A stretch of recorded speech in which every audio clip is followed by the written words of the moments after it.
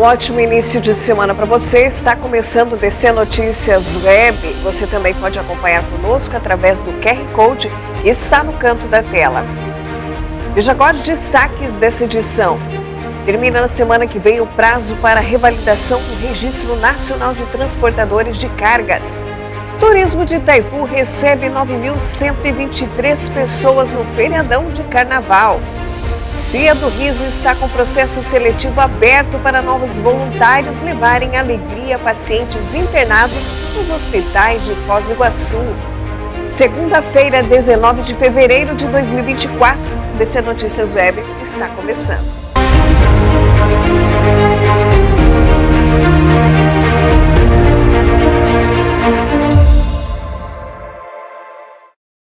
Olá! Termina na semana que vem o prazo para a revalidação do Registro Nacional de Transportadores de Cargas. Sem esse documento, os transportadores não podem exercer suas funções de prestação de serviços. Uma campanha inédita em Foz do Iguaçu está orientando transportadores de cargas brasileiros sobre o processo de revalidação do documento.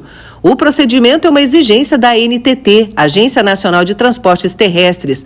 As informações cadastrais das transportadoras e dos veículos da frota precisam ser atualizadas. Caso isso não ocorra, o transportador será multado e impedido de prestar serviço.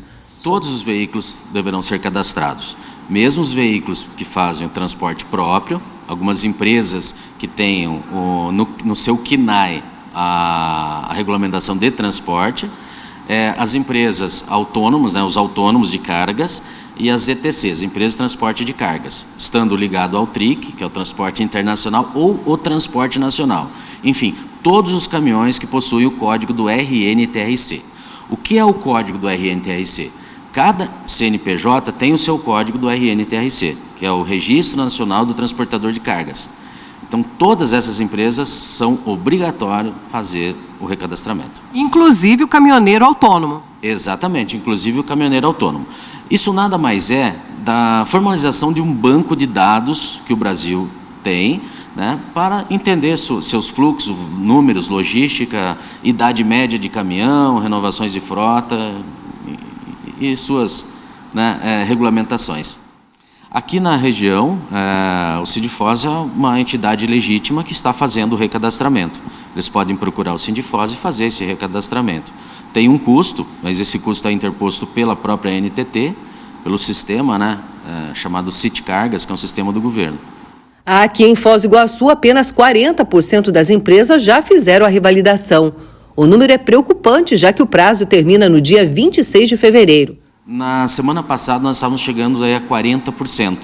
E o que nos preocupa é que a data final para isso é no dia 26. Portanto, nós temos apenas essa semana, para fazer 60%, eu acredito que não será possível. No Paraná são 7.800 empresas e 38 mil veículos. E aqui em Foz do Iguaçu? Aqui em Foz do Iguaçu, aproximados 5 mil veículos a serem recadastrados e 397 empresas. Isso é para ter uma ideia de movimentos de carga, se o Brasil está bem posicionado com relação à tensão logística que tem, reunindo uma produção e escoamento da sua produção. Então, assim, ele obtém os dados reais do que o Brasil possui hoje de frota. No Paraná, desde o começo do ano até agora, 80% das transportadoras do estado não fizeram a atualização dos dados. Eu acredito que seja o mal de nós brasileiros, sempre deixamos para a última hora. Então, eu penso dessa forma. Só que é uma suma importância fazer isso. As pessoas não estão acreditando que será prorrogado, ou pensando que seja prorrogado. E até o presente momento, a ANTT não se pronunciou em fazer a prorrogação dessa data.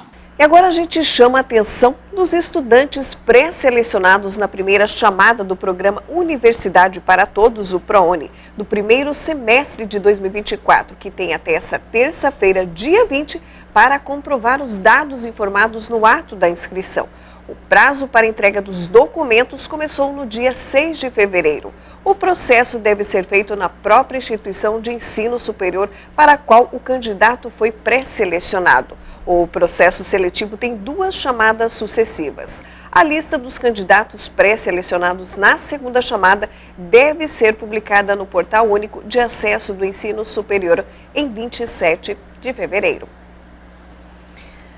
O Paraná tem o menor índice de desemprego registrado desde 2014.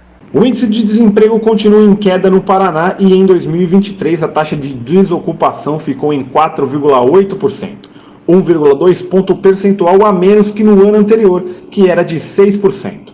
É o menor nível desde 2014, quando o estado chegou ao índice de 4%, como mostra a pesquisa nacional por amostra de domicílio contínua, a PNAD contínua, divulgado nesta semana pelo Instituto Brasileiro de Geografia e Estatísticas, o IBGE.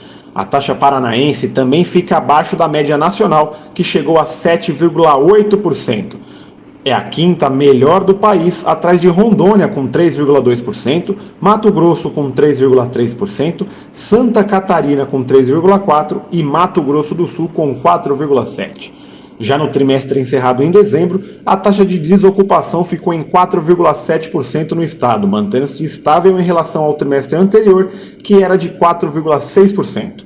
O índice ficou mais baixo na comparação ao quarto trimestre de 2022, quando a taxa de ocupação de desemprego era de 5,1%. Mais uma vez, o resultado do Paraná é melhor do que a média nacional, que teve um índice de 7,4% nos últimos 3 meses do ano. O volume de pessoas desocupadas somou 294 mil trabalhadores, que são aqueles que estão fora do mercado de trabalho, mas buscam por uma ocupação.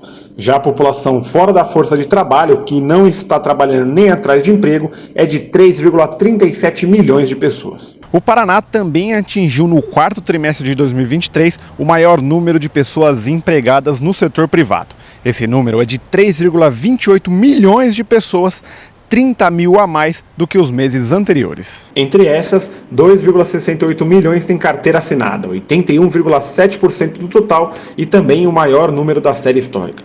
Com esse índice, o Paraná é o terceiro estado com maior taxa de pessoas empregadas formais no Brasil, com os 3 estados do Sul liderando a contratação com carteira assinada no setor privado.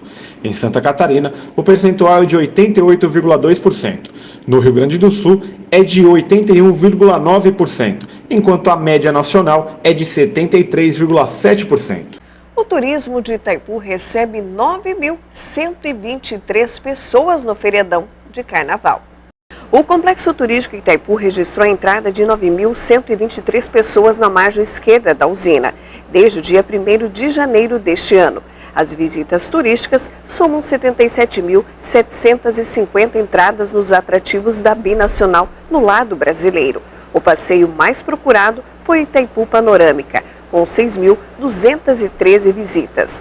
O Itaipu Especial recebeu 1.265 pessoas. Já o Refúgio Biológico Bela Vista, outros 754 visitantes. O Itaipu Iluminada registrou a entrada de 653 pessoas e o Itaipu Ecomuseu Exposição, outros 238 turistas. A seguir, Centro de Controle de Zoonoses CCZ inicia nesta terça-feira a vacinação contra a raiva no formato casa a casa.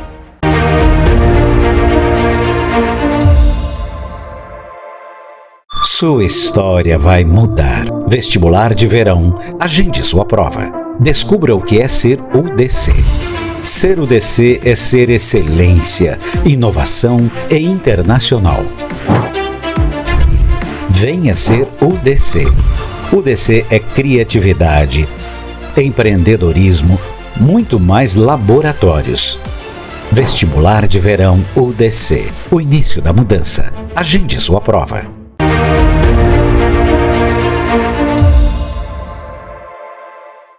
Estamos de volta com o DC Notícias Web, falando agora que a vencedora do leilão de lote 1 das rodovias, a concessionária Via Araucária, vai operar com 420 colaboradores e 37 viaturas nos 473 quilômetros de estradas, que vai gerenciar no Paraná.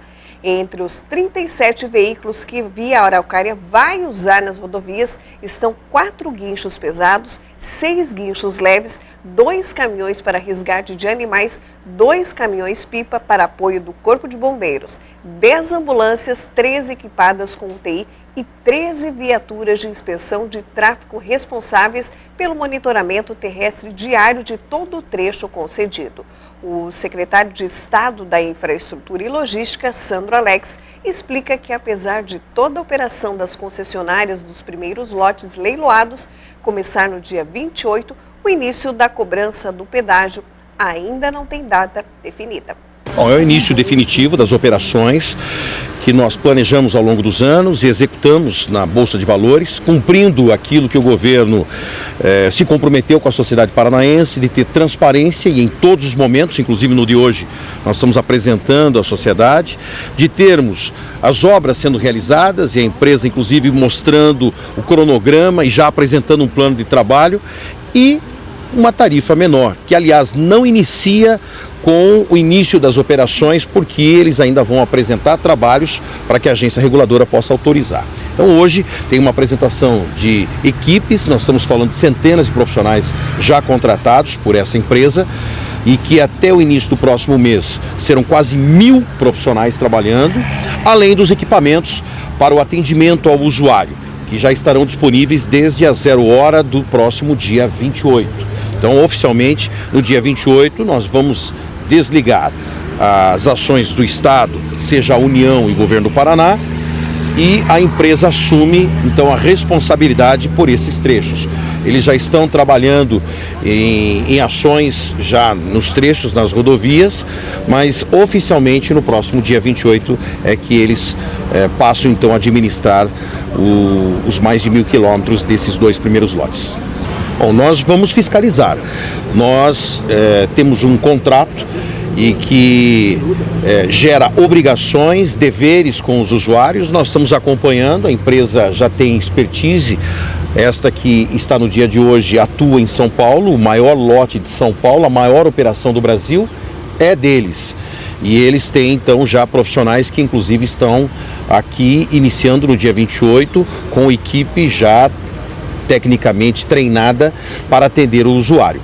Eles vão ter que cumprir um contrato, que aliás é um contrato que prevê regras até internacionais de qualidade, de atendimento, de tempo de serviço, e o usuário vai perceber desde o primeiro dia que são profissionais competentes para atuar nas estradas do Paraná.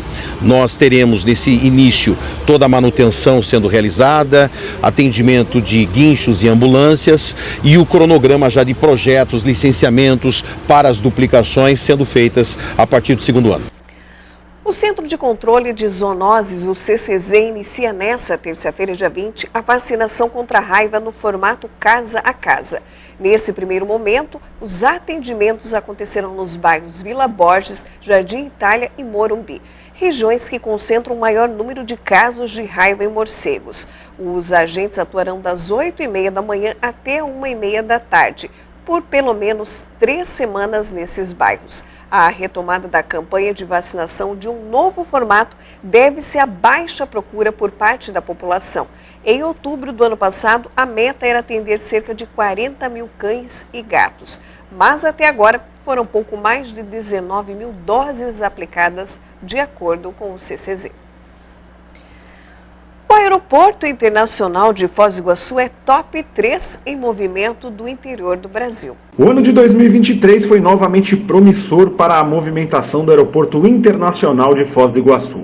Com aproximadamente 1.920.000 passageiros ao longo do ano, o terminal iguaçuense se consolidou como o terceiro mais movimentado do Brasil, fora das capitais, além de estar entre os 20 com o maior fluxo de passageiros no país e ser o segundo maior do Paraná, atrás apenas do Aeroporto Internacional Afonso Pena, em Curitiba. Atrás apenas de Campinas e Navegantes em aeroportos do interior, o de Foz do Iguaçu demonstra que segue em crescimento acelerado na recuperação de passageiros no período de pós-pandemia. O número também são quase 28% superiores aos de 2022, quando pouco mais de 1,5 milhão passaram pelo aeroporto.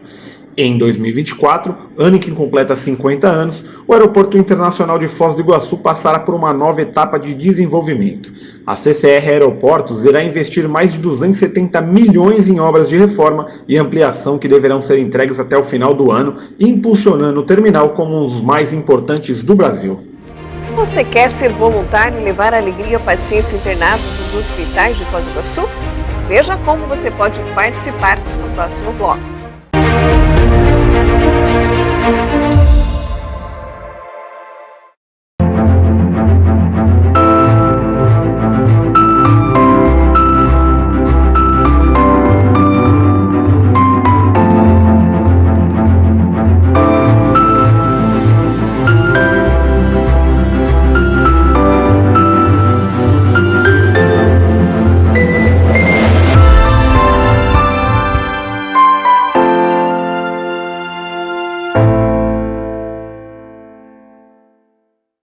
Em Foz do Iguaçu, a educação é uma jornada repleta de descobertas e sorrisos. O cartão material escolar realiza sonhos e garante aos alunos das escolas municipais de Foz do Iguaçu mais igualdade.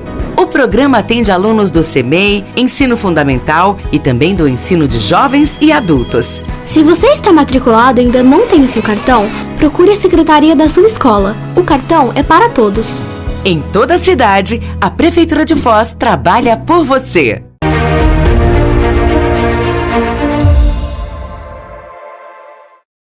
Estamos de volta com o DC Notícias Web, agora falando que a Companhia do Riso está com inscrições abertas para novos integrantes, os voluntários que levam alegria a pacientes internados nos hospitais de Foz do Iguaçu.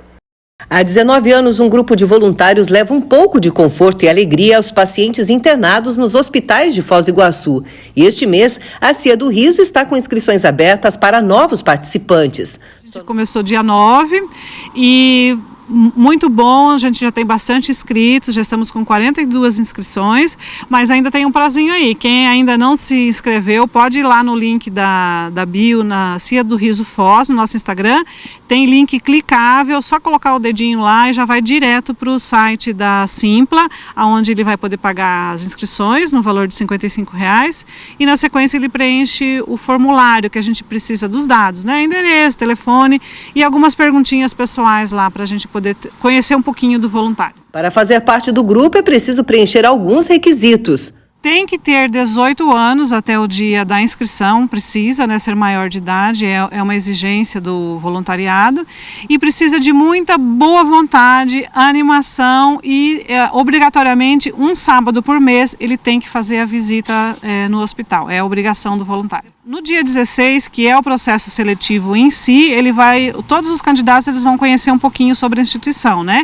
Entender valores e o que é que a instituição está esperando desse voluntário. Se ele passou nesse processo seletivo, a partir de abril até setembro, nós temos um encontro por mês, onde ele vai conhecer profundamente a instituição, ele vai entender sobre o palhaço, a história do palhaço, qual é a construção que ele vai fazer no personagem dele, ele vai entender como que funciona a instituição dentro do hospital, o que o hospital exige, né, do comportamento dele, aonde que a instituição entra, como que ele se comporta. Então, uma vez por mês tem uma capacitação obrigatória. Infelizmente, se ele não participar, ele já é eliminado. Estudos revelam que pacientes internados que recebem a visita de palhaços humanitários têm menos queixas de dores, aceitam mais o tratamento e interagem mais com os companheiros de quarto. O principal benefício é a transformação do ambiente, né?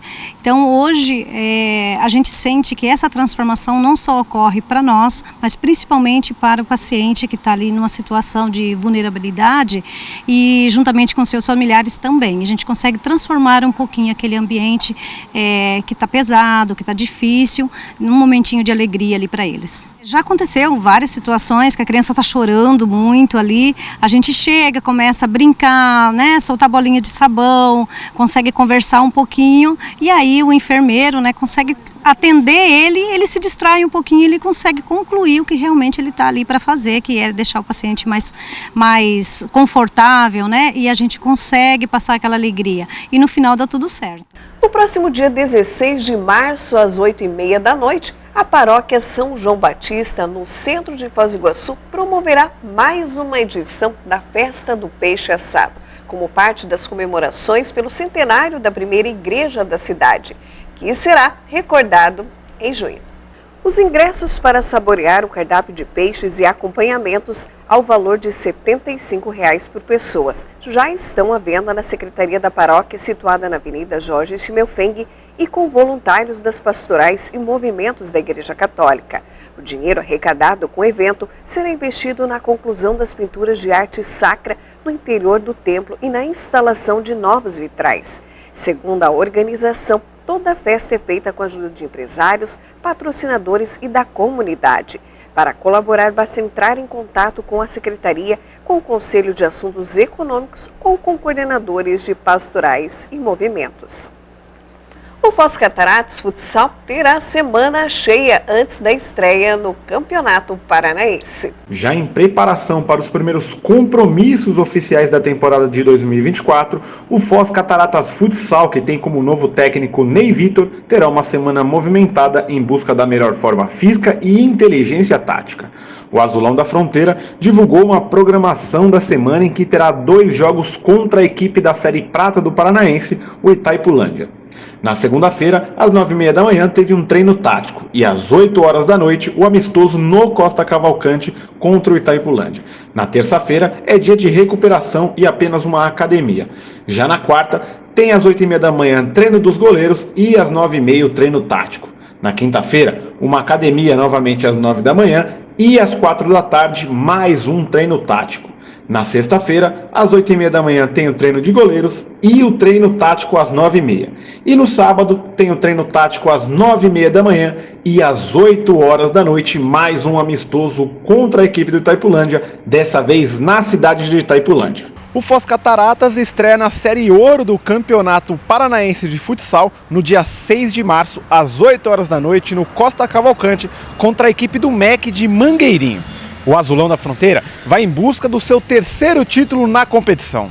Pela Liga Nacional de Futsal, principal competição do país, o primeiro jogo do Azulão das Três Fronteiras ocorre no fim de semana, no dia 22 de março, em Foz do Iguaçu, tendo como adversário o Santo André. E o DC Notícias Web de hoje vai ficando por aqui. Obrigada pela sua companhia e até amanhã. Tchau.